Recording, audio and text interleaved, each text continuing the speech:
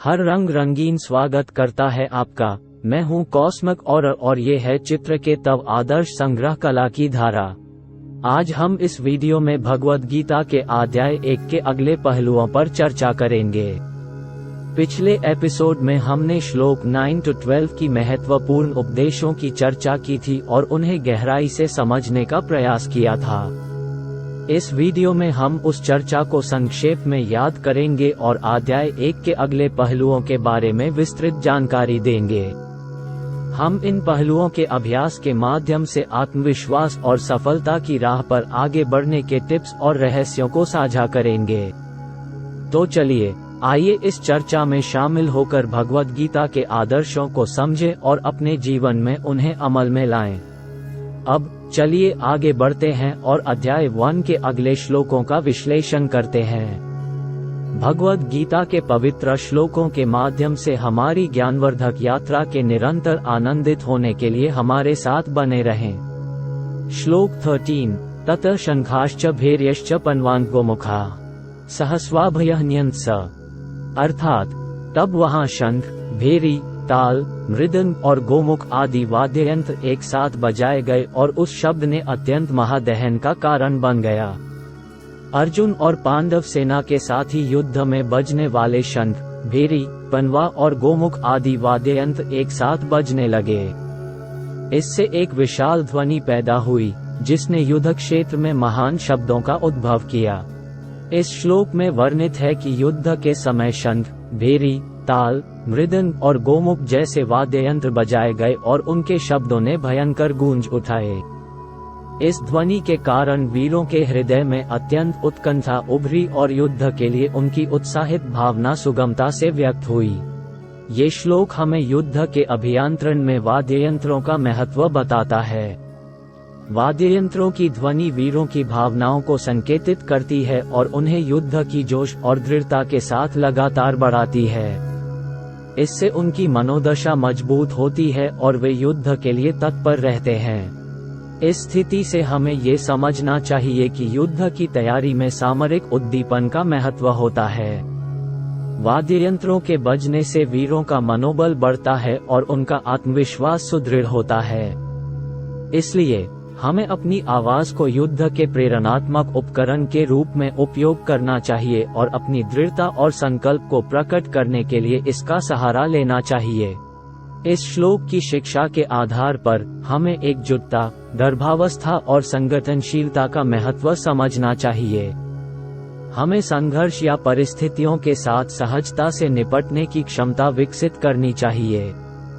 ये हमें दिखाता है कि व्यक्ति अकेले में कमजोर हो सकता है, लेकिन यदि वह समूह में संगठित हो जाए तो उसकी शक्ति में वृद्धि होती है। हमें संगठन और एकता के महत्व को समझकर उन्हें अपने जीवन में अपनाना चाहिए। इस स्थिति से हमें ये सीख मिलती है कि युद्ध में शंख, भेरी और अन्य वाद्य यंत्रों का उपयोग युद्ध में शक्ति और आत्मविश्वास को बढ़ाने के लिए किया जाता है। हमें अपनी आवाज को सामरिक उद्दीपन के रूप में प्रयोग करके अपनी दृढ़ता और संकल्प को प्रकट करना चाहिए। श्लोक 14 ततः श्वेतर्हयैर्युक्ते महती स्यन्दने स्थितः माधवः पाण्डवश्चैव दिव्यो शंखो प्रदधमतो, अर्थात तब महारथी श्री कृष्ण और अर्जुन ने श्वेत घोड़ों से युक्त महान सेना निवास में स्थित हो दिव्य शंखों को बजाया। तब महान युद्धभूमि में रथ पर बैठे हुए श्री कृष्ण और पांडव अर्जुन ने दिव्य शंखों को बजाया। श्री कृष्ण के द्वारा बजाए गए शंख का नाम माधव था और अर्जुन द्वारा बजाए गए शंख का नाम पांडव था। ये दिव्य शंख युद्ध के प्रारंभ में सभी को युद्ध की तैयारी के लिए संकेत देते थे। ये श्लोक युद्ध की आधिकारिक शुरुआत को दर्शाता है और इससे ये संकेत मिलता है कि युद्ध की तैयारी के लिए श्री कृष्ण और अर्जुन दोनों की भूमिका है। इसके साथ ही इस श्लोक में युद्ध के आदिनाथ कृष्ण और महारथी अर्जुन का परम सम्मान और उनके अनुशासन का चित्रण किया गया है। इस श्लोक के साथ संबंधित एक सूचना है कि हमें अपने जीवन में कृष्ण के रूप में उद्दीप्त होने और अर्जुन के रूप में योगदान करने की आवश्यकता है। हमें युद्ध के रूप में हमारे जीवन के चुनौतीपूर्ण समय में के मार्गदर्शन और योगदान का सहारा लेना चाहिए। इस श्लोक के अनुसार हमें युद्ध की तैयारी के लिए अपने आदर्शों और गुणों के साथ अपने कर्तव्यों का पालन करना चाहिए। ये हमें शक्तिशाली बनाएगा और हमें सही निर्णय लेने में मदद करेगा। इसलिए एक टिप्पणी है कि हमें अपने धार्मिक मूल्यों और नैतिकता पर अडिग रहना चाहिए ताकि हम युद्ध के समय सही निर्णय ले सकें और आपात स्थितियों में भी सत्य और न्याय की पालना कर सकें। इस श्लोक की शिक्षा के आधार पर हमें युद्ध में विजय के लिए युक्ति, संगठन और दिव्य साधनों का उपयोग करना चाहिए। हमें अपने जीवन में एक महत्वपूर्ण कार्य में संगठन और आदर्शों को जीवंत रखने की आवश्यकता होती है।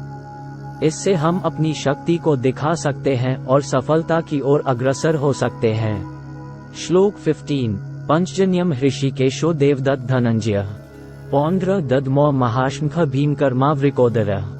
अर्थात ऋषिकेश कृष्ण ने पंचजन्य नामक शंख को और अर्जुन ने देवदत्त नामक धनुष को और भीमकर्मा भीम ने महाशंख नामक शंख को धारण किया।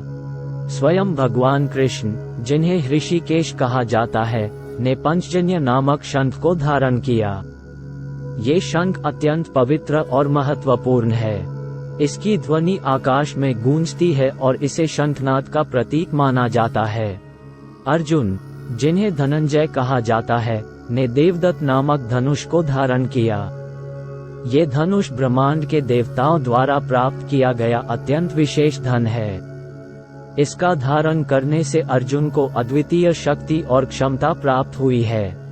भीमकर्मा, जिसे वृकोदर भी कहा जाता है, ने महाशंख नामक शंख को धारण किया। ये शंख विशाल और प्रभावशाली है। इसकी ध्वनि युद्ध क्षेत्र में घोषित करने पर शत्रुओं का भय उत्पन्न होता है।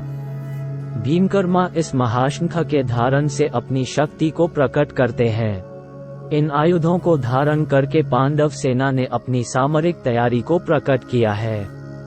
ये संकेत करता है कि वे युद्ध के लिए संपूर्ण तत्परता के साथ तैयार हैं और उनकी सेना के सदस्यों की पूर्ण समर्पण भावना है।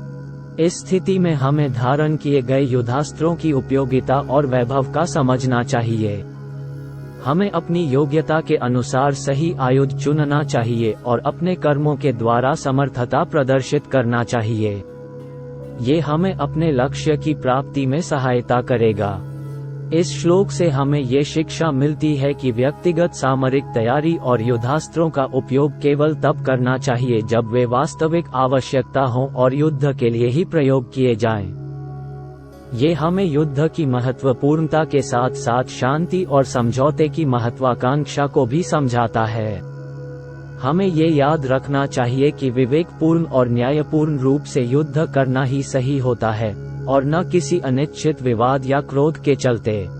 इस श्लोक के संदेश को अपने जीवन में अपनाने के लिए हमें युद्ध स्वरूप चुनने के पहले अवलोकन करना चाहिए और आवश्यकता के अनुसार तथा न्यायपूर्णता और संयम के साथ युद्ध के निष्कर्ष पर विचार करना चाहिए।